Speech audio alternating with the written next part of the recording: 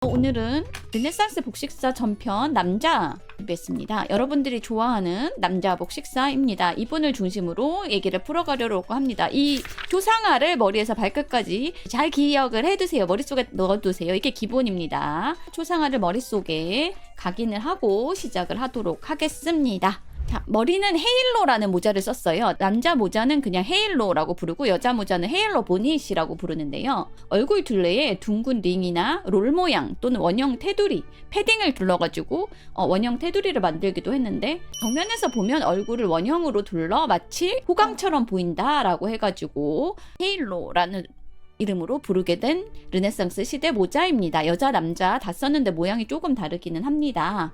보통은 남자보다가는 여성의 헤드웨어로 분류되는 경우가 흔한데요. 헨리 8세가 쓴 것도 헤일로입니다. 1530년 전후로 남성 복식사에서 헤일로를 쓰기 시작했다라고 합니다. 원래는 여성이 더 많이 쓰지만 보닛 형태로, 보닛이라는 건 턱 밑에서 끈을 매서 묶는 모자를 보닛이라고 부르는데 남자는 그냥 가볍게 머리에 쓰는 형태라서 헤일로라고 부릅니다. 자, 머리 살펴봤고요. 그 다음 넘어가면서 이제 코트, 더블릿이라고 부르는 코트입니다. 남성 복식 체계 전체를 지탱하는 뼈대예요. 얘가 뼈대입니다. 남성 복식의 뼈대라고 하실 수 있어요. 몸통이다. 구조적으로는 핵심이 되는 의복입니다.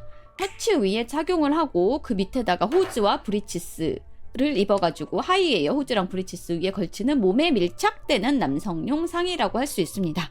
14세기 말에 등장을 했고요. 15에서 16세기 르네상스 전 기간에 걸쳐서 남성 복식의 중심이 되었다. 반드시 입었다. 이거는 입었다. 더블릿은 기본적으로 입었다. 상체의 실루엣을 잡아주는 역할을 하고요. 하체 하의를 입는 호즈나 브리치스를 포인트라고 부르는 끈으로 연결하는 옷으로 갑옷이나 외투를 착용할 때 완충작용을 해주는, 갑옷이 너무 딱딱하니까 살에 부대낄 수 있어서 완충작용을 해주고 외투 입을 때 그 안에다가 중간에 입는 옷, 완충층의 역할을 하는 옷이었습니다. 몸에 딱 맞게 테일러링을 재단을 해가지고 맞춤 형태로 입었고요. 가슴과 허리 라인을 강조했습니다. 중세에는 굉장히 루즈한 형태의 튜닉을 입었는데요. 그 튜닉이랑은 아주 르네상스 시대를 구분할 수 있는 획기적으로 다른 근대적으로 테일러링된 재단된 의복이라고 할 수 있습니다. 귀족 남성의 신체 통제, 허리를 잘록하게 만들고 어깨를 강조하는 거, 그 다음에 질서와 권위를 시각적으로 표현한 코스튬이라고 할 수 있습니다. 패딩이랑 보강제를 넣어가지고 일명 어깨뽕 넣어가지고 어깨가 커 보이게 만들기도 했고, 소미를 넣기도 했고, 말총을 사용하기도 해가지고 또 리넨을 여러 번 겹쳐가지고 몸이 커 보이도록 권위가 있어 보이게 시각적으로 강조해서 만들었습니다. 더블릿 하단 여기에다가 아래쪽에다가 구멍에다가 끈을 달아가지고 하의인 호즈 또는 브리치스를 물리적으로 연결할 수 있게 만들었습니다. 당시 남성 복식은 더블릿 없이는 완성되지 않기 때문에 르네상스 시대 남성 복식의 뼈대라고 할 수 있습니다. 이탈리아 르네상스 15세기 먼저 왔죠. 르네상스가 다른 나라보다. 이탈리아에서는 비교적 짧고 부드러운 실루엣의 색감과 직물을 강조해서 왼쪽 스타일로 입었고요. 이탈리아 왼쪽입니다. 주로 부드러운 옷감, 벨벳이나 브로케이드 같은 천으로 만들었고요. 오른쪽은 이제 가장된 슬래싱, 두껍고 공격적인 실루엣으로 독일과 북유럽에서 16세기 초에 입었던 더블릿입니다. 영국이랑 스페인은 주로 16세기 후반에 검은색으로 입었고요. 주로 엄격하고 권위적인 형태로 엘리자베스 1세 시대의 더블릿은 거의 반 갑옷이나 다름없을 정도로 치덕치덕 뭐가 많이 붙었다. 사회적으로 더블릿은 단순한 옷이 아니라 남성의 신체를, 남성의 몸을 국가와 계급, 질서에 맞게 재단한 장치로, 심볼로 볼 수 있다.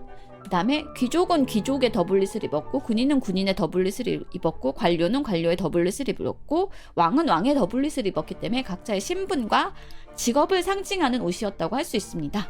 여성에게 코르셋이 있었다면 남성에게는 더블릿이 있었다. 여성복의 코르셋과 대응되는 남성용 구조복, 그러니까 뼈대가 되는 옷이라고 할 수 있습니다. 혜태와 계승은 17세기 후반에 더블릿이 점차 기장이 길어지면서 저스트코르라는 옷으로 발전을 했어요. 17세기 후반에 기장이 길어지면서 저스트코르라는 옷으로 발전했는데요. 많이 보신 옷이죠.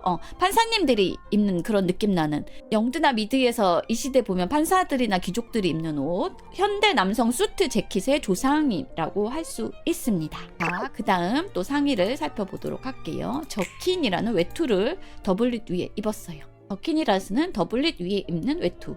15세기 말부터 16세기 전반까지 유럽 전역과 영국을 포함해서 유럽 전역에서 널리 착용된 남성용 상의로 더블릿 위에 덧입는 외투 성격의 의복이었습니다.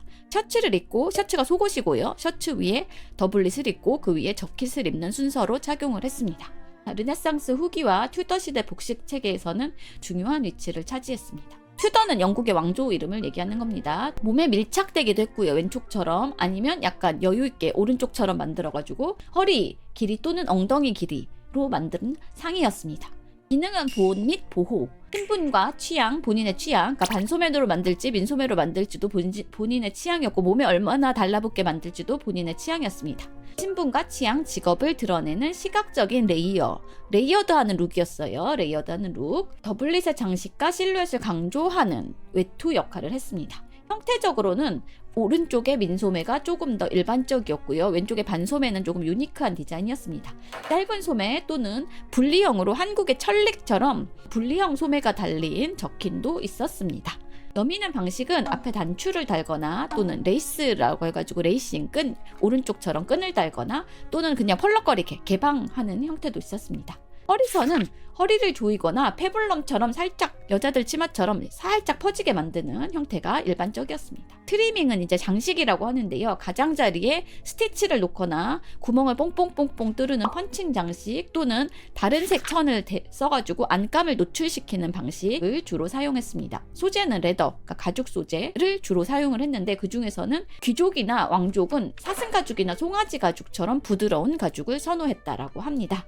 그 밑에 이제 직군에서는 울이나 펠트랑 실크, 혼방 등을 사용했다라고 합니다. 조금 더 돈이 있는 귀족층은 벨벳과 브로케이드를 사용하기도 했다고 합니다. 벨벳이나 브로케이드는 굉장히 고급 직물이었기 때문에 일반 평민은 입을 수가 없었어요. 안감으로는 몸에 닿는 감촉이 좋도록 리넨, 면소재죠. 면소재나 중국에서 수입한 실크로 처리해서 착용감을 좋게 개선했다라고 합니다. 더블릿과 차이가 있어요. 더블릿은 뼈대가 되는 옷이고 더블릿 위에 저킨을 걸치는 거예요. 더블릿이 속옷에 가까운 옷이라면 저킨은 외투예요. 그리고 더블릿은 몸에 딱 맞게 입지만 저킨은 상대적으로 조금 여유가 있게 풍성하게 입습니다. 그리고 더블릿은 기본적으로 누구나 항상 입어야 되는 옷이지만 저킨은 옵션이에요. 입어도 되고 안 입어도 되는 옷이다. 구조적으로 더블릿은 몸에 딱 맞게 입어서 여자들 코르셋처럼 절개감이나 선을 강조를 하고, 저키는 소재, 내가 얼마나 고급스러운 소재를 입었다, 그 다음에 장식을 얼마나 주렁주렁 달았다 해서 장식을 강조하는 형태로 차이가 있습니다. 사회 문화적으로 또 살펴보실게요. 계층적으로 가죽으로 만든 저키는 주로 군인이나 직공, 그러니까 장인 계급, 그 다음에 실무계층, 군무원들이 입었고요. 고급 직물로 짠 저키는 궁정에 드나드는 사람들, 그 다음에 사교계사 인사들, 귀족들이 입었습니다. 그래서 실용성과 상징성의 중간지대에 있는 옷이고, 갑옷과 평상복 사이의 복식이고, 군인도 있고 사냥할 때도 있고 여행할 때도 코트처럼 입었어요. 더블릿 위에다가 코트처럼 여행할 때 입었다. 후기 근대 남성 복식의 분기점이라고 할 수 있습니다. 중세의 넉넉한 튜닉에서 근대에 입는 양복 재킷으로 넘어가는 과도기적 옷이라고 볼 수 있습니다.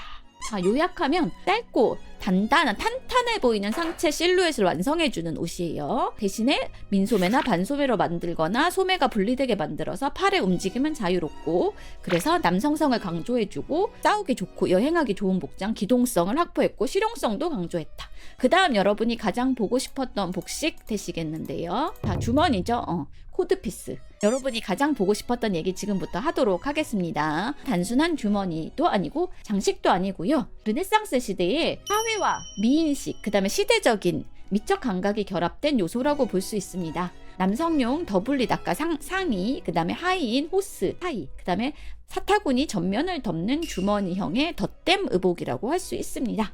중세 영어로 코드가 주머니 또는 남자들의 주머니 있죠. 뭐를 상징하는 속어였다고 해요. 그 코드에다가 피스를 붙여가지고 코드 피스라는 이름이 되었고요. 착용 위치상 성기 보호 및 노출을 차단하는 거, 덜렁덜렁 드러나지 않게 차단하는 게 1차적 기능이었습니다.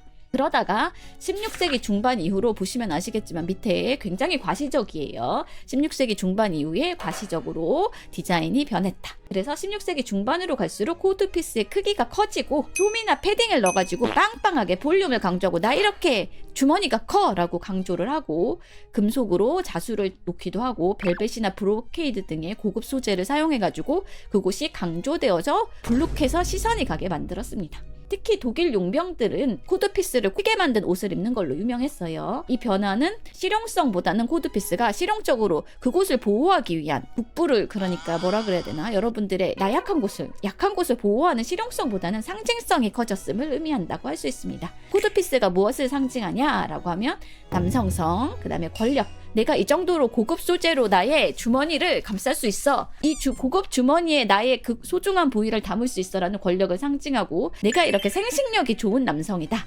나는 자손을 많이 낳을 수 있는 생식력이 있다 라는 걸 상징하는 거였다고 합니다. 그래서 왕이라든가 아까 헨리 8세 보셨죠? 헨리 8세도 굉장히 큰 코드피스였죠. 군주나 귀족, 군인은 초상화를 그릴 때 코드피스가 이렇게 볼록하게 강조되어 보이게 그리는 게 예의였다라고 합니다. 사회적인 지위를 과시해서 일부러 고급 직물, 중국에서 수입한 실크라든가 이탈리아산 벨벳 이런 걸 써가지고 비용을 굉장히 많이 들여서 코드피스를 제작을 맞춤으로 했습니다. 자, 군사적으로도 의미가 있었는데요. 갑옷에도 금속으로 코드피스를 만들어서 중요 부위를 보호하는 기능이 있고 중요 부위를 강조해서 위압감을 내가 이렇게 중요 부위가 크다 해서 남성적으로 강하다 위압감을 주는 역할도 했다라고 합니다. 여러분들이 듣고 싶은 얘기였죠. 그 다음도 여러분들이 쭉 듣고 싶어하는 얘기입니다. 자, 호스라는 하의 복장인데 어머머머 남자의 각선미 오늘날의 바지와 스타킹의 조상님입니다. 15에서 16세기 유럽 남성복의 구조를 이해할 때 핵심적인 요소 더블릿의 호스는 반드시 입어야 되는 옷이었어요. 다리와 하체를 덮는 몸에 딱 달라붙는 밀착형 의복입니다. 중세 말기에 다리에 신는 스타킹으로 발전을 했고요. 호스랑 스타킹은 조금 다릅니다. 보온 기능도 있고 하체를 내놓고 다니면 춥잖아요. 그래서 보온 기능도 있고요. 보호하는 기능도 있어요. 근데 무엇보다 호스를 왜 입었냐면 오른쪽 그림을 보시면 아시겠지만 엉덩이와 다리의 윤곽이 굴곡이 그대로 드러나죠. 중세시대에는 여자의 다리는 보여줄 수가 없지만 남자의 각선미는 굉장히 과시하는 서로 감상하는 부위였기 때문에 남성의 하체 라인을 강조하는 시각적인 의복이 호스였습니다. 여기에 상의를 짧게 더블릿을 입어가지고 전체 실루엣으로 하의가 돋보이게 남성의 각선미를 감상하는 문화였습니다. 여자는 감히 발목도 내놓을 수 없었기 때문에 남성의 하의, 남성의 각선미를 강조하는 복식을 입었다. 구조적으로는 보시면 신축성이 있는 직물, 주로 울이라든가 울 혼방을 사용해서 다리에 딱 달라붙게 맞춤 제작을 했습니다. 허리 부분은 단독 착용하지 않고 더블릿 하단에 포인츠라고 부르는 끈으로 고정을 했고요. 가랑이 부분에는 별도의 코드피스를 만들어서 그 부분을 덮거나 보강하는 구조가 일반적이었습니다. 그냥 내놓고 다니진 않았어요. 코드피스로 보통 가렸습니다. 자, 이 호스에는 몇 가지 종류가 있는데요. 자, 분리형, 양쪽이 분리된 건데 쉽게 얘기해가지고 제가 보여드릴게요. 리노아로 보시면 자, 리노아가 지금 입은 게 양쪽 분리형 호스의 전신이라고 생각하시면 돼요. 이렇게 분리된 거 제가 입은 겁니다. 양쪽 분리형 호스의 전신이라고 생각하시면 됩니다. 절대 영역이 있는 거 좌우 다리를 각각 따로 착용하는 초기 형태였습니다. 중세 말에서 15세기에 흔하게 입었고요. 코드피스로 반드시 가랑이를 가렸습니다. 그 다음은 팬티 스타킹처럼 생긴 일체형 호스입니다. 결합형이라고도 부르는데 여자들 팬티 스타킹 입듯이 양쪽 다리가 하나로 연결된 형태. 이거에 더 16세기에 들어서 일반적으로 분리형보다 입게 됐습니다. 밴드 스타킹보다는 팬티 스타킹이 편하기 때문에 요거를 입으면서 활동성이 개선되고 절대 영역이 있는 거는 줄줄 내려가지 않기 때문에 활동성이 개선되고 바지의 전신으로 발전하는 중간적 단계라고 볼 수 있습니다. 그 다음에 하나 더 있는데요. 트렁크 호스라는 옷이 있었습니다. 트렁크 호스는 16세기 중후반에 입었는데 호박바지, 짧고 부풀린 상부 바지, 아래에 하부 호스, 캘프 호스를 얘가 일체형이에요. 세트입니다. 세트. 호박바지랑 이 호스 스타킹이 세트예요. 이거를 함께 착용하는 복합 구조의 옷이 있었다. 이것도 호스입니다. 그래서 순서는 더블릿 상의를 입고 그다음에 호스를 입고 그 위에 중요 부위를 코드피스를 덮어가지고 보호하는 순서대로 입었습니다. 호스의 상단은 더블릿 안쪽에 끈, 포인츠라는 끈으로 묶어가지고 체중과 움직임이 조금 자유롭도록 만들었고요. 이 연결 구조 덕분에 더블릿의 길이를 짧게 해가지고 각선미를 강조할 수 있었고 하체 노출이 강조되었습니다. 사회 문화적인 의미로 보시면 호스는 단순하게 활동성을 주는 실용적인 옷이 아니라 남성의 각선미, 남성성, 신체 통제, 나는 이렇게 하체를 단련해서 근육질 다리를 만들 수 있어. 그 다음에 이렇게 몸에 딱 붙게 비싸게 재단된 맞춤형 헐렁하지 않은 호스를 입을 수 있어 하는 사회적인 지위를 드러내는 옷이었습니다. 색상은 굉장히 선명하게 만들었고요. 스트라이프, 아까 보셨죠? 이렇게 스트라이프 또는 투톤 만들어가지고 부의 상징이기도 했고 유행 감각을 과시하는 수단으로도 입었습니다. 역사적으로는 스타킹에 가까운 형태로 이제 변하게 되는데요. 16세기 후반 이후에 이제 바지로 변하게 됩니다. 어떻게 변했냐면 트라우저라는 바지. 캐리비안 해적 같은 거 보시면 이런 거 입는 옷을 볼 수 있는데 현대적인 바지로 점차 16세기 후반부터 이행을 했다. 해적들이 주로 이런 바지를 입었죠. 르네상스 남성 복식에서 호스는 더블릿이 상체 뼈대고 그 다음에 코드피스가 여러분들이 좋아하는 주머니와 함께 반드시 3개가 세트로 움직이는 구조적인 핵심 부품으로 의복을 제작하는 기술, 그 다음에 신체적으로 남자의 다리, 남성성을 강조하는 신체 미학, 그 다음에 사회적인 신분을 드러내는 그게 모두 다 결합된 요소였다고 할 수 있습니다. 단순히 그래서 호스를 바지 이전의 단계로 보는 게 아니라 당시 남성의 신체를 어떻게 바라봤는지, 남성의 권위를 어떻게 표현했는지를 직접적으로 볼 수 있는 복식이라고 할 수 있습니다. 여기까지 오늘 남성의 복식에 대해서 머리부터 발끝까지 살펴봤는데요. 이렇게 알고 보니까 헨리 8세의 복식이 달라 보이죠. 헤일로 쓰고 겉에다가 저킹 걸치고 안에다가 더블릿 입고 밑에 호스 신으시고 코드피스를 착용하신 헨리 8세의 복식. 완전히 달라 보이죠, 여러분. 어깨를 강조하고 나의 남성성 코드피스로 강조하고 알이 보이는 남자의 다리, 남자의 각선미를 강조하는 호스까지 입은 헨리 8세의 복식을 잘 이해할 수 있게 되었습니다. 자, 여러분 여기까지 뭐든지 아는 리노아였습니다.